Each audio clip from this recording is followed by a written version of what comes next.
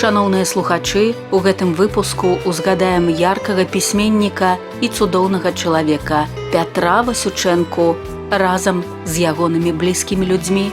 Гэты запіс зроблены ў 2026 годзе ў літаратурным музеі Максіма Богдановича ў Мінску, і ён каштоўны сваёй цеплынёй і шчырасцю. Нагадаем, Пятро Васючэнка – беларускі празаік, драматург, эсеіст, казачнік, літаратуразнавец, крытык і выкладчык. Нарадзіўся ў 1959 годзе ў Полацку і адышоў у вечнасць 25 жніўня 2019 года, калі яму было 60 гадоў. Пятро Васючэнка скончыў факультэт журналістыкі Беларускага дзяржаўнага універсітэта, аспірантуру пры Інстытуце літаратуры імя Янкі Купалы Нацыянальнай акадэміі навук Беларусі і стаў кандыдатам філалагічных навук. Спачатку больш за 10 гадоў працаваў навуковым супрацоўнікам у Інстытуце літаратуры імя Янкі Купалы Нацыянальнай акадэміі навук Беларусі, потым узначаліў кафедру беларускай мовы і літаратуры Мінскага дзяржаўнага лінгвістычнага універсітэта.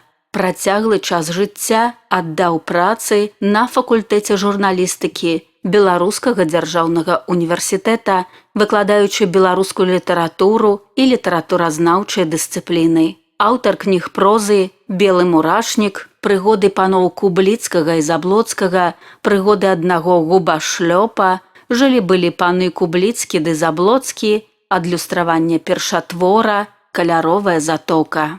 Прапануем паслухаць Ніну Здановіч, жонку Пятра Васючэнкі, якая расказала, якім бацькам і мужам быў знакаміты пісьменнік.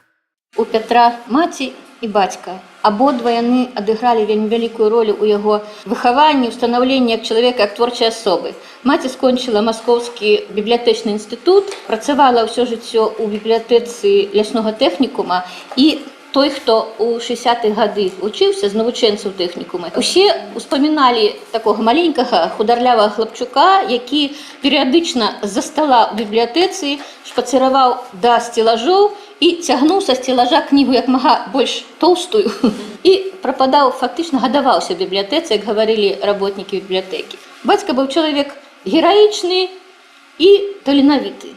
Чаму гераічны? Таму што ён вайну сустрэў у майкопскім артылерыйскім вучылішчы і адтуль, уявіце сабе, пешкі праз усю Украіну дайшоў да сваёй зялёнай паляны ў Гомельскай вобласці, трапіў у палон, але ў палон яго ўзялі ўвечары, а раніцай ён ужо быў далёка, уцёк з таго палону. Потым партызанка, потым рэгулярнае войска.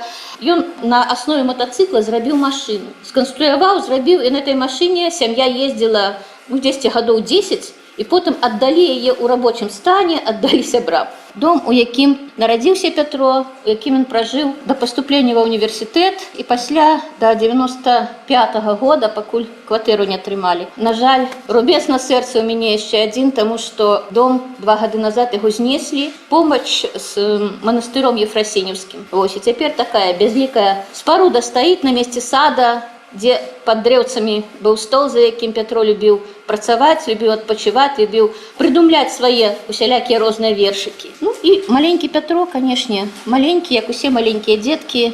Тыя, хто нарадзіўся ў Полацку, яны цікавіліся двума рэчамі. Па-першае, всялякімі развалінамі, которые былі побач, а побач былі разваліны Крыжоў-Звіжанскай царквы Полацкага манастыра. Праз 2 хаты манастыр знаходзіўся. І рэчка, которая палата, легендарная палата, которая, я так думаю, што паўплывала на назву рэчкі, якая у яго Кубліцкіх і Заблоцкіх. Это рэчка-паречка, у яго была свая рэчка-паречка пад назвою рэчка-палата. Паколькі ён любіў прыроду, то натуральна было, што калі паўстала пытанне у бацькоў купляць ці не купляць лецішча, калі яны кватэру атрымалі, то усе былі за. І на сваім родным лецішчы Пятро адпрацоўваў, як кожны мужчына, адпрацоўваў тэхналогію пакосу традыцыйным дзедаўскім спосабам з касою, і гадаваліся ўсялякія розныя кабачкі, гарбузы і ўсё такое. Пятро – гэта не толькі бацька, але і дзед. Вось калі Казіміру Тадеушу было, можа, з месячык, яму далі на рукі патрымаць першы раз унука, з чым ён урачыста з гэтым справіўся.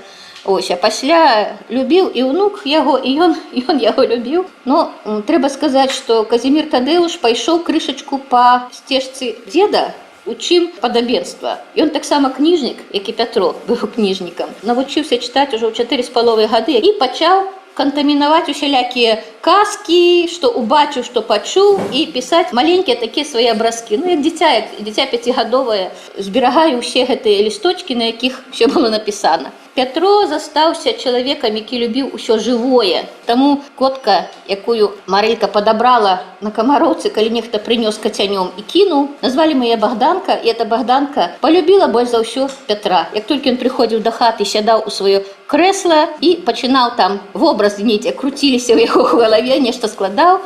Богданка тут як тут сядала на яго на калені, і практычна ўвесь час, пакуль ён дазваляў, яна была з ім. Пятро з дзяцінства быў рыбаком. Жывучы на палаце, немагчыма было не палюбіць рыбалку і не палюбіць лавіць рыбу. Таму захапленне рыбальствам ён праз усё жыццё пранёс. Нават на акіяне, на Атлантычным акіяне умудрыўся злавіць краба. Правда, краб з-за таго, што ён быў з адной клешнёю, ён быў адпушчаны. Дана яму воля, таму што ён выжыў, нават калекаю выжыў. Таму далі яму магчымасць жыць далей.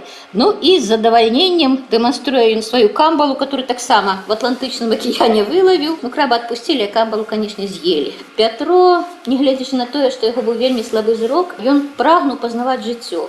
У тым ліку пазнаваць жыццё не толькі вось у акаленні там, дзе ён жыў, але імкнуўся пазнаць прыгожае, тое, што ёсць у людзей, у другіх народаў еўрапейскай культуры. Таму куды маглі, туды ездзілі. Вось у прыватнасці да Парыжа ён дапяў, каля Нотр-Дама быў. Калі былі ў Празе, канешне, ён не мог не сфатаграфавацца каля мемарыяльнай дошкі, прысвечанай яго земляку Францыску Скарыне.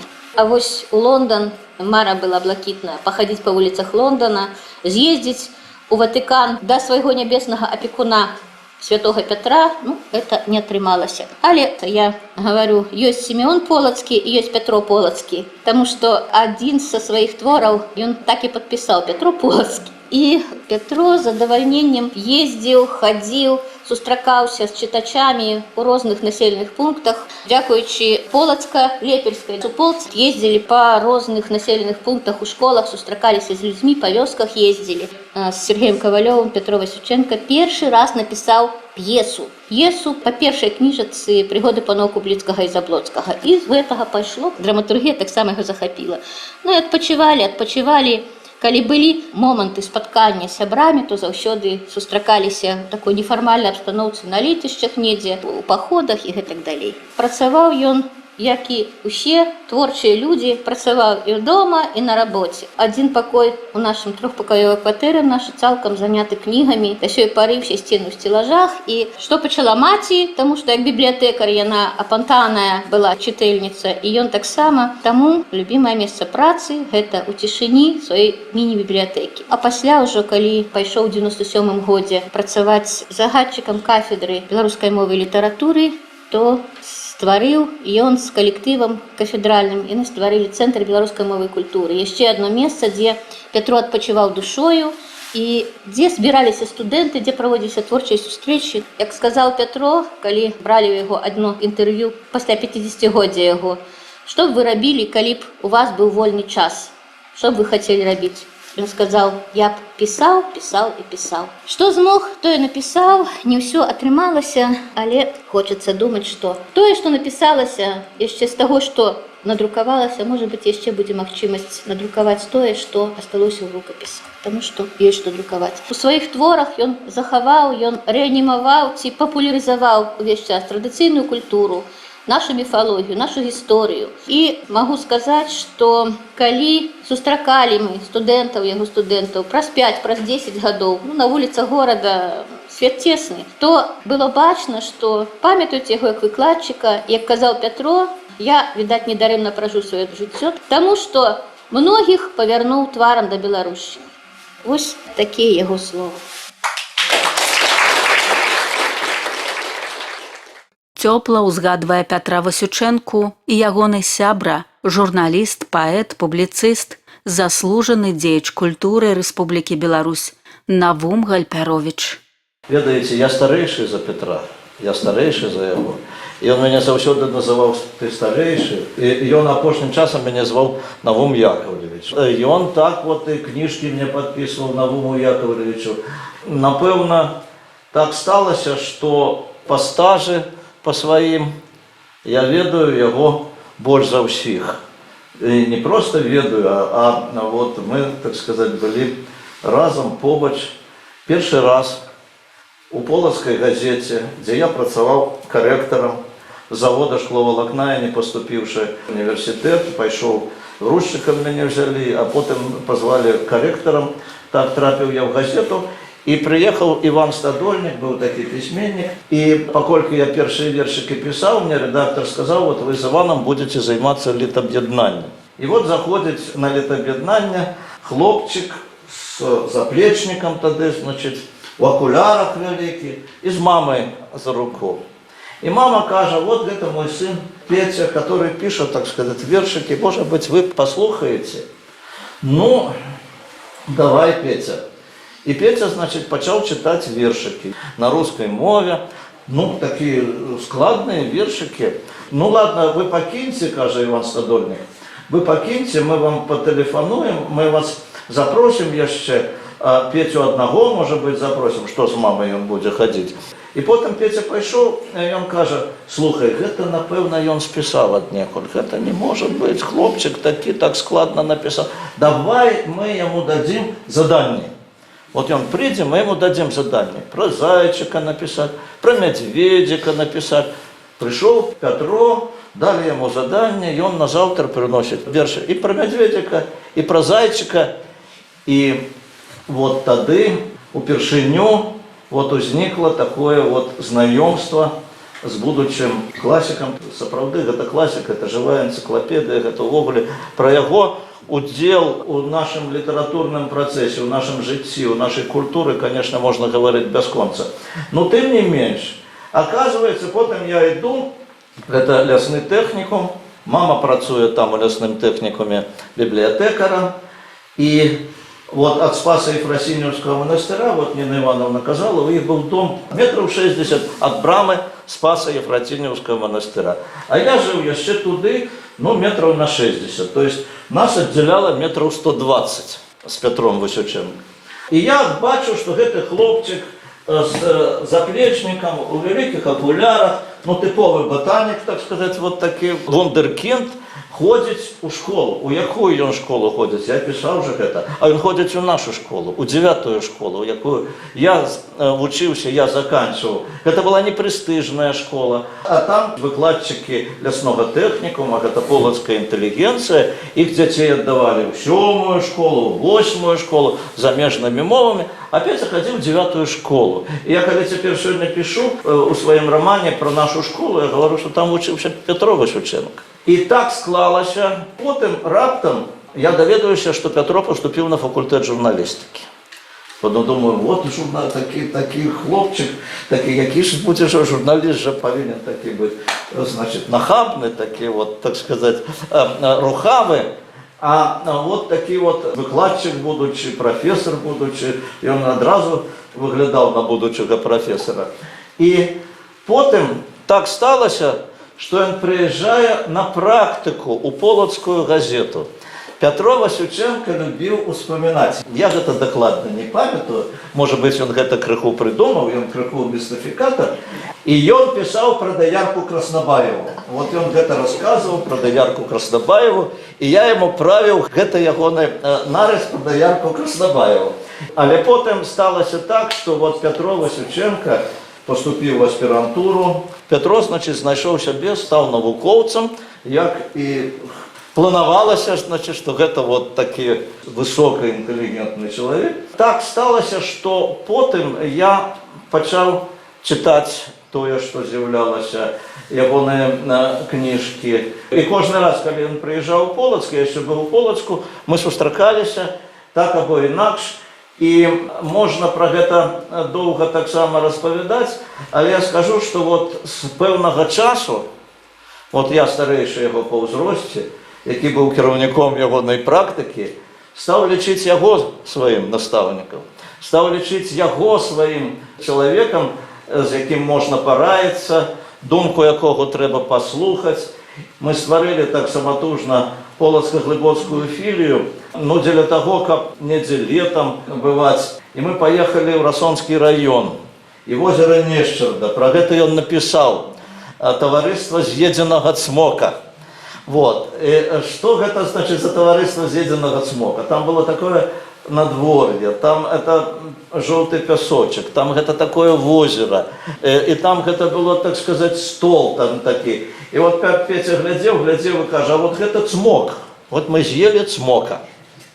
Ну, цмок это не цмок, а это стало литературным мифом, и коли читать ягоныя творы, читать ягоныя эссе, там есть про товариство з'едзенага цмока. Такое мифичное товариство з'едзенага цмока, якое вот Пятро зрабіў з гэтага эссе, зрабіў гэта не просто, так сказать, успамін, не просто нейкі жарт. Само по сабе гэта літаратурны твор, гэта частка літаратурнага жыцця, частка літаратурнага працэсу Беларусі. Это становление белорусских письменников, белорусских творцев. И неяк у той час я тогда написал свои первые такие образки. Тогда у меня уже вышла книжка поэзии. Я боялся, значит, что это такое, не ведал. И памятую, мы собрались, не памятую нават где, и я Петру дал почитать гэтыя свои речи. Так что он первый, кто прочитал вот гэты мои прозаичные речи. И он сказал, что это треба друковать, что не треба гэтага саромиться. И таким чином слово Петра Васюченки для меня было вельми важным, вельми вызначальным. Ну и крыху, так сказать, вот снова же особистого. Моя дочка Оля поступала в университет, на филфак, на белорусское отделение. Я ж батька, я, так сказать, переживал, а треба было поехать в Минску, побыть недзе спыниться. И я потелефоновал Петру. Петро каже, вот мы как раз съезжаем у Полоцк, можете користаться моей квартирой. И вот мы с Олей и с Максимом уехали в эту квартиру. И один такий момент, который характеризует Петра как серьезного человека, науковца там и так далее. И он мне написал памятку, что здесь лежит, чем користаться и так далее. Памятка была с 91 пункта. Памятка была, где что открывается, як куды открывается. Ну и, конечно, дякую Богу, Оля поступила, и мы снова же, так сказать, были на отлеглости, сустракались летом, часом колены приезжали. И вот еще одна такая была поездка. Мы поехали в Ушачи, побывали там у гостях, там я робил репортаж. И потом я ведал, что там неподалеку, в Князьвинском районе, хатка бабки Параски Сергея Панизника. И он говорит, заедем до Сергея Ивановича Панизника. И вот мы приезжаем в эту хатку, там, справді, эта хатка такая, он набыл эту хату, такую звичайную вязковую, справді, может, бабки Параски. Сергей Степанович Панизник вышел и каже, ой, я не подрыхтовался, есть у меня, правда, полевка с пиндюками. Пиндюки – это грибы, правда, позавчора я її варив, но нічого. І потім поїхали. Я зостався у себе там у Новополоцку, Петро поехал додому. Первое, что приехал, и он взял энциклопедию и стал выучать, что это за грибы. Инкубационный период 48 годин. Петро 48 годин мужно цікавився, який буде виник від этой полівки. Дякую Богу, что все отбылось нормально. И таким чином гэта полівка з піндзюками, так само, як товариство з'єдзенага цмока, гэта так само міф літературний, но гэта правда. І потім ще один період із особистого. Я переехал в Минск, и переехал в Минск, конечно, жить мне не было где. Я снял квартиру, ну, короче кажучи, у меня было грошей на 3 месяца. Ну, а у меня же была в Новополоцку квартира, мы збирались продавать, тут нечто куплять, там и так далее. Але гэта аказалася на Русіянова насупраць Петра Васильевича Васильченки. І цяпер я шчыра прызнаюся і павінюся. Я карыстаўся часта смачнымі пачастункамі Ніны Івановны. Ну што, я один, я Петру позвоню, приду вечером, а тут стол. И потом мне стало уже соромно, так сказать, каждый вечер ходить. Але вот тыя обеды, тыя вечеры, тыя пачастункі, гэта таксама сведчанне характара гэтай сям'і увогуле, характара Петра. Ну, а потым, конечно, потым былі такія сустрэчы ўжо больш, скажем, такие деловые. Так атрымалася, што калі я ўзначальваў міжнароднае радыё, а Пятроў лінгвістычным універсітэце, яго выхаванцы прыходзілі до нас на працу. Потым ён часто запрашаў мяне на школу беларусістыкі. Школа беларусістыкі, я прыходзіў з гэтымі лекцыямі, з сустрэчамі, кранальная, можа быць, і шчымлівая на сённяшні дзень. Мы дамаўляліся, калі мы сустрэнемся чарговы раз. Ён абяцаў мне патэлефанаваць. І яшчэ одна такая дэталь, можа, я не хацеў пра яе гаварыць, таму што не пра сябе, а пра Петра Васючэнкі, но яшчэ для мяне шчымліва, што ён мне казаў, што ён пісаў рэцэнзію на маю творчасць. І вот ён абяцаў таксама мне з цягам часу гэта паказаць, пазнаёміць. І так ён сышоў. Для мяне гэта быў, конечно, удар, для мяне гэта была трагедыя. Поверыць было немагчыма. Потым мерапрыемства, якое мне давялося весці, жалобны стол, і былі многія людзі, прычым людзі самыя розныя, самыя абсалютна розныя. Ад кіраўніцтва універсітэта да блізкіх сяброў, да паплечнікаў. Было вельмі много людзей, вельмі такія шчымлівыя прамовы, успаміны. На працягу ўсяго жыцця мы неяк так былі побач, і нават на канале «Культура».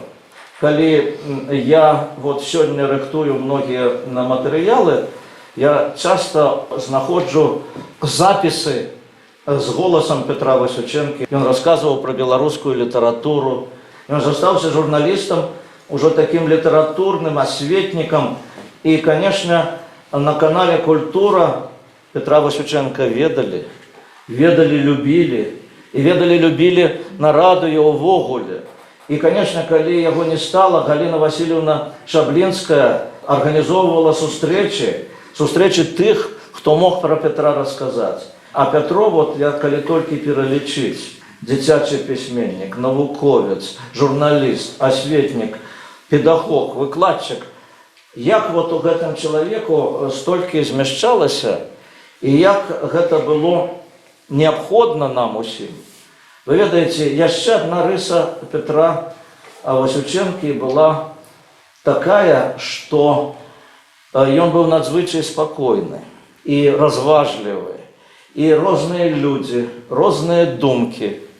Ён мог не падзяляць думку, яму маглі не падабацца нейкія людзі. Але ён казаў, ну, час рассудзіць, у мяне такое, я думаю так, і я дзякую лёсу, што ў нас думкі многія супадалі, і у нас не было палярных думак на літаратуру, на нейкія іншыя працэсы.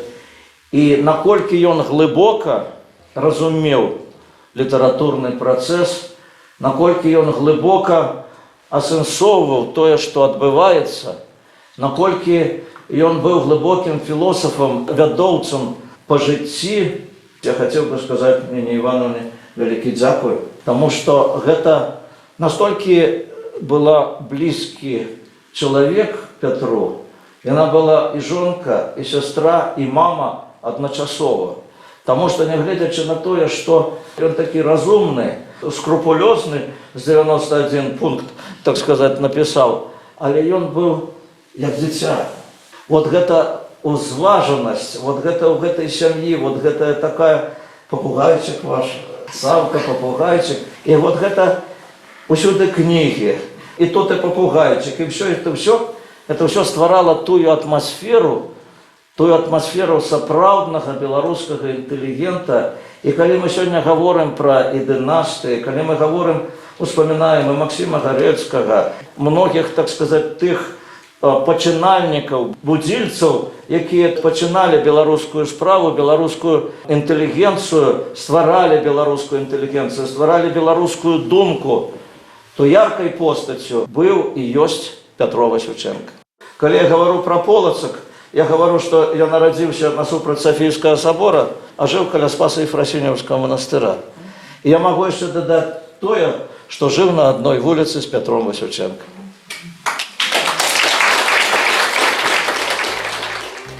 У 1997 годзе пабачыла свет выдання «Прыгоды паноў Кубліцкага і Заблоцкага», а ў 2003 годзе жылі-былі паны Кубліцкі ды Заблоцкі, якія без сумневу можна лічыць аднымі з самых вядомых кніг Пятра Васючэнкі. Гэтыя казачныя апавяданні, поўныя гумару і сакавітых выразаў, якія ўжо расцягнутыя на цытаты, з цікаўнасцю прачытаюць і дзеці, і дарослыя. Праз гратэскавую казачнасць аўтар звяртае ўвагу на заганы, якія хіба не будуць далёкімі для кожнага з нас. Яркай у гэтых кнігах з'яўляецца і кулінарная тэма, што падкрэсліла жонка Пятра Васючэнкі Ніна Зданович. Я працавала ў інстытуце гісторыі пасля аспірантуры. І нам хлопцы подарили на 8 сакавіка книжку, которая книга для записи кулинарных рецептов. Вы, конечно, обурились, як это девки-науковцы, им такое дарят, такую книжку. Ведаете, який перший рецепт я записала в этой книжце. Петро Васильевич, мне муж диктовал мне, як готовать куриный бульон, потому что я этого не умела. И еще я вот во вспоминах про Петра про это написала. Скажите, калі ласка, кому з дзяўчат хлопцы, калі заляцаліся, калі спрабавалі заваяваць сэрца дзяўчыны, кому гатавалі тушаных зайцаў, карасёў у смятане, это был Петро. Ён быў кулінар, і вось тое, што ў яго ў кніжках, вот хто набыў кніжкі, то чытаў яго кніжкі. Яго проза, я называю яе проза гастранамічная. Калі у 90-е гады, 90-е были, они были и добрые, але они были и тяжкие. Так вот, когда вышла книжка, только самая первая про паноў Кубліцкага и Заблоцкага, Ирина Богданович, которая працавала разом с Петром, которая поэтка, которая науковец, так вот, она написала эпиграммку по поводу выхода вот этой книжки Кубліцкага и Заблоцкага. Она написала: «Калі няшчымніца настане, не будет чем живить баки, пойду твои оповедании по килбасу и кумпяки». Вот будете читать оповеды, убачите, что кулинария – это то, что традиционная культура, традиционная страва, и не все у его книгах. Супрацоўнікі літаратурнага музея Максіма Богдановича парадавалі прысутных батлеечным спектаклем «Новыя прыгоды паноў Кубліцкага і Заблоцкага» паводле твораў Пятра Васючэнкі. Паслухаем уступ гэтай тэатральнай дзеі. Ці чулі вы, шановнае спадарства, пра паноў Кубліцкага ды Заблоцкага, што жылі надта даўна яшчэ за князем Дрыгайлам? А ці не ты гэта паны, што на двоих адны штаны, хто раней устае, то іх і адзяе? Ну так, і пэўна вы чулі, што нашыя паны былі дужа ахвочыя да ежы. Елі так, што ў бяздонны мех тапталі. Не дзіва, што ўся гаспадарка звялася на нішто. Гаёк, палеткі, паша, птаства – всё ляснула з-за непамернага панскага апетыту. Засталася на дваіх адна хацінка, а ў падполлі вецер ды галодныя мышы. Але паны былі невялікія ахвотнікі ў зямлі корпацца. Яны часта знаходзілі гуза на сваю галову. Ну то і не дзіўна, шляхецкая ўрода. Яны і з адной стрэльбы на дваіх у паход хадзілі, і пражаным гарохам па ворагах стралялі. А мо вы чулі, як паны свае боты з'елі? Дык паслухайма, сябры. Шановныя слухачы, перарываем наш запіс, каб заахвоціць вас прыйсці ў музей Максіма Богдановича. Музейную батлейку «Новыя прыгоды паноў Кубліцкага і Заблоцкага» для групы наведвальнікаў можна замовіць па тэлефоне музея ў Мінску 355 22 95. Чытайце кнігі Пятра Васючэнкі і прыходзьце ў музей Максіма Богдановича.